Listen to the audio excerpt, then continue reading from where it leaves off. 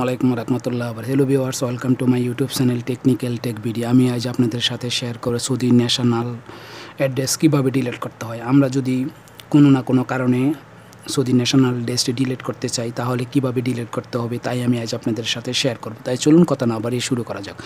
আমাকে কী করতে হবে, ক্রোম অথবা গুগল দুইটি যে কোনো একটি ব্রাউজারকে ওপেন করে নিতে হবে। আমি কী করব, ক্রোম ব্রাউজারটি ওপেন করে নিব।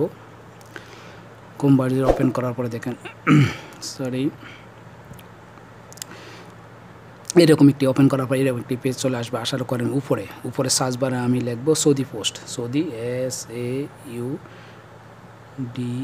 সৌদি পোস্ট POST, যেখানে সৌদি পোস্ট লেখার পরে আমি কী করে নিচে যে আইকনটি দেখাচ্ছে এখানে আমি ট্যাপ করলে হবে, অথবা এখানে দুইটি, এখানে সৌদি পোস্ট দেখা যাচ্ছে অথবা এখানে সৌদি পোস্ট দেখা যাচ্ছে, এখানে ট্যাপ করলে হবে। আমি কী করবো দেখেন এখানে নিচে আইকনে ট্যাপ করে আমি ভিতরে প্রবেশ করব। করার পরে দেখেন এরকম একটি ইন্টারফেস চলে আসলো। আসার পরে আমি স্ক্রল করে চলে যাব নিচে। দেখেন এখানে দেখা যাচ্ছে আমাকে এই ওয়েবসাইটটিকে খুঁজে বার করতে হবে, যেমন registration of the national address individual. এই ওয়েবসাইটটি খুঁজে বাহির করে আমি কী করব, এখানে ক্লিক করে দিব। এখানে ক্লিক করার পরে দেখেন চলে আসলো এইরকম আরেকটি পেজ। আসার পর আমি কী করব দেখেন এখানে ডান পাশে দেখা যাচ্ছে স্টার্ট, আমি স্টার্টে ট্যাপ করে দিব। স্টার্টে ট্যাপ করার পরে চলে আসবে অন্য একটি পেজ।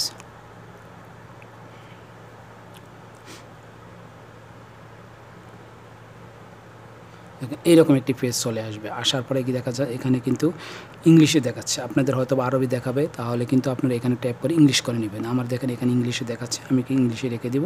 দেওয়ার পরে আমি দেখেন এখানে করে চলে যাব নিচে। এরকম দেখাচ্ছে, আমি এখানে ট্যাপ করে আমি ইংলিশ করে নিই। ইংলিশ আছে, তারপর আমি ট্যাপ করে দিলাম। ট্যাপ করে আমি সাইট পরিবর্তন করলাম। দেখেন তখন কিন্তু এই সাইটে ছিল, এখন এই সাইটে চলে আসছে। আমি এইভাবে করে দিলাম। করার পরে দেখেন আমি কাউন্টার করে চলে গেলাম নিচে। নেওয়ার পরে দেখেন এখানে দেখাচ্ছে পার্সোনাল NIC অথবা পার্সোনাল সিঙ্গেল সাইন অন, ঠিক আছে। এখানে আমি ট্যাপ করে দিব। এখানে ট্যাপ করার পরে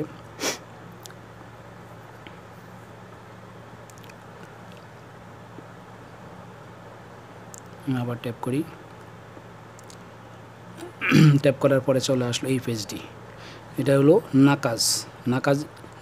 নাফাজ এই পেজটি চলে আসলো। এটা হলো যে আমি এটাকে কি করতে হবে দেখেন আমার ইংলিশ, দেখেন আমার কিন্তু এইরকম বাম দিকে দেখাচ্ছে ইংলিশ, বাম দিকে আমি কি দেখেন এখানে ট্যাপ করে আমি ইংলিশ করে দিই। ইংলিশ করে ডান দিকে নিয়ে আসি। দেখেন আমি এখানে ট্যাপ করব। ট্যাপ করার পরে এখন কিন্তু এই দিকে চলে আসলো। আপনারা অবশ্যই যদি ইংলিশ থাকার পরে আরবি থাকবে, বেশি করে আরবি থাকলে আপনারা এখানে টিপ করে আমরা সাইট চেঞ্জ করে নেবেন। এটা কিন্তু আরবি মোডে আছে, আমি ইংলিশ মোডে নিয়ে আসলাম। আসার পরে দেখেন ইউজার নেম এখানে বসাতে হবে, আমার ইউজার নেম অর্থাৎ আইডি, ন্যাশনাল আইডি অথবা আকামা নাম্বার। এখানে আমার পাসওয়ার্ড, আমি কী করবো এখানে আমার আকামা নাম্বারটি বসাবো। আপনারা আকামা নাম্বারে বসাবেন। দেখেন আমি কী করলাম, এখানে আমার আকামা নাম্বারটি বসালাম, এখানে আমার পাসওয়ার্ডটি বসালাম। আপনার আকামা নাম্বারটি বসাবেন উপরে, নিচে কিন্তু বসাবেন আফসারের পাসওয়ার্ড। আপনার অবশ্যই এটা আফসারের আকামা নাম্বার এবং পাসওয়ার্ডটি বসানোর পরে নিচে লেখা আছে লগ ইন, এখানে লগ ইনতে ট্যাপ করে দেবেন। লগ ইনে ট্যাপ করার পরে দেখেন একটা OTP আসবে, সেই OTPটি এখানে বসাবো।